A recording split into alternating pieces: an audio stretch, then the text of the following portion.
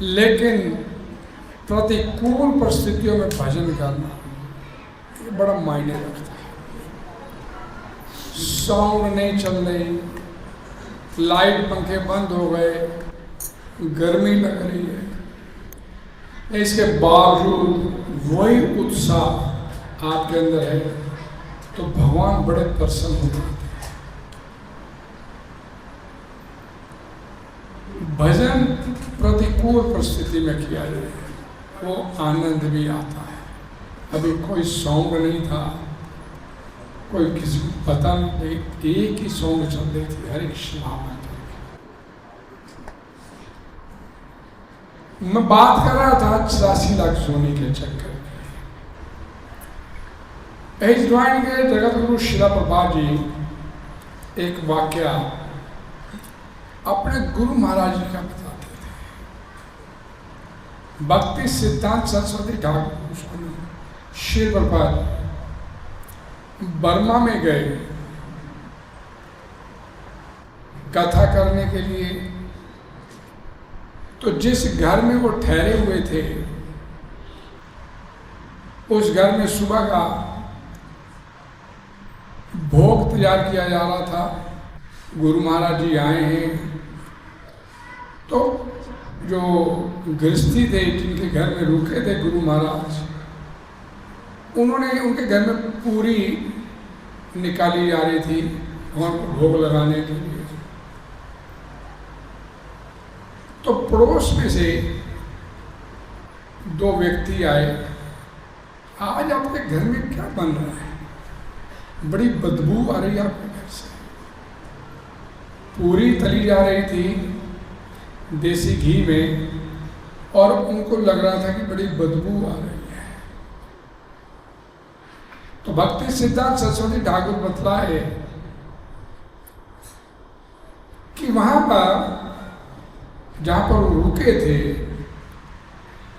वहाँ पर उस गली में, मोहल्लों में, उस सोसाइटी में पूरे जब कोई जानवर, कुत्ता, बिल्ली मर जाता था तो उसके शरीर को, मरे हुए शरीर को, मृत शरीर को उठा के हर गली के बाहर कोनों पे एक बड़ा सा ड्रम रखा होता था, उसमें डाल दिया जाता था और ऊपर से उसे बंद कर दिया जाता था। अब जब वो अंदर पड़ा मृत शरीर, एक नहीं कई, कोई मरा फिर डाल दिया, कोई मरा फिर डाल दिया, जब उस ड्रम को खोला जाता था नए पशु को डालने के लिए, मरे हुए को, तो इतनी बदबू फैल जाती थी पूरे मोहल्ले में कि सांस लेना दूभर हो जाता था। और जब वो अंदर पड़े हुए मृत शरीर अंदर पड़े पड़े गल जाते थे और एक लिक्विड तरल पदार्थ छोड़ देते थे, तो 6 महीने बाद उन सारे मृत शरीरों के अंदर जो गल गए थे उनको निकाला जाता था और उनके जो अवशेष थे रह जाते थे शरीरों के, उनको इकट्ठा करके उनमें जो तरल पदार्थ निकलता उसे छान के एक बोतल में अलग रख देते, भर के रख देते। कितना गंदा मतलब लगता होगा, सोच के ही लगता है। और फिर जब उस गली मोहल्ला में कोई उत्सव होता था, दावत होती थी, तो तरह तरह के जो उनके खाने के जो उनके व्यंजन होते जो अपने लिए बनाते थे वो बर्मी लोग, तो वो जो बोतल में इकट्ठा किया हुआ तरल पदार्थ होता था उन व्यंजनों के ऊपर छिड़का जाता था कि इससे वो जो बदबू वाला, इससे बड़ा अच्छा स्वाद उत्पन्न होता है। उन लोगों का ऐसा मानना, उनका टेस्ट वो डेवलप हो चुका था उन लोगों का, वो ऐसा खाते थे। जस्ट इमेजिन कि जैसा आप खाना चाहते हैं वैसा भगवान आपको फिर खिलाते चले जाते हैं। ये जो तरह तरह की योनियां बनी हैं, इन्हीं अतृप्त इच्छाओं को पूरा करने के लिए बनी। वहाँ उस भाषा में, बर्मा की भाषा में, उसे उस तरल पदार्थ को नक्किल बोलते थे कि नक्किल को लाओ, बोतल डालो, सभी जितना बना, और उसे बड़े स्वाद लेकर खाते। अभी कई ऐसी कंट्री हैं जहाँ पर जीवित कॉकरोच खाए जाते हैं, रखा जाता है, खाया जाता है, टूथपिक से उसे लेते लोग। तो जैसे जैसे आप अपना टेस्ट इस मनुष्य जीवन में रहते हुए डेवलप करेंगे, वैसा वैसा आपको अगले जन्म में आपको मिलता चला जाएगा।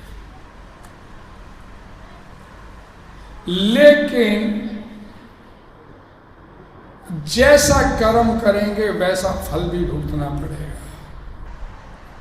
आपने मुर्गा काट के खाया है तो कल को मुर्गा बन के खुद को भी अपने आप को कटवाना पड़ेगा। ये प्रकृति का कठोर नियम है, इससे बच नहीं सकते।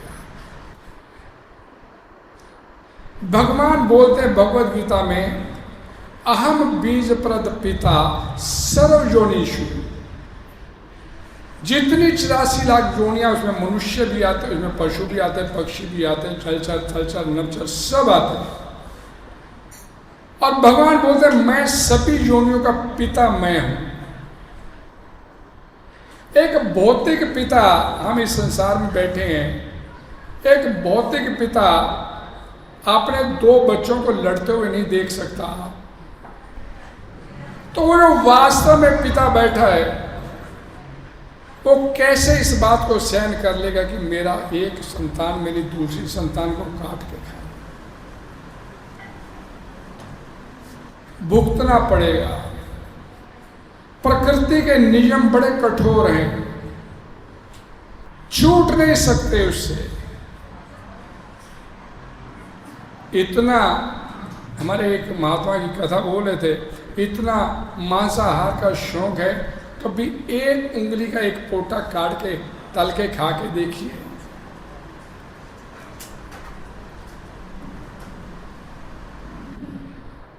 प्रकृति बड़ी क्रूर है, फिर ऐसे लोगों के लिए कोई रियायत नहीं मिलेगी, उसमें भुगतना पड़ेगा।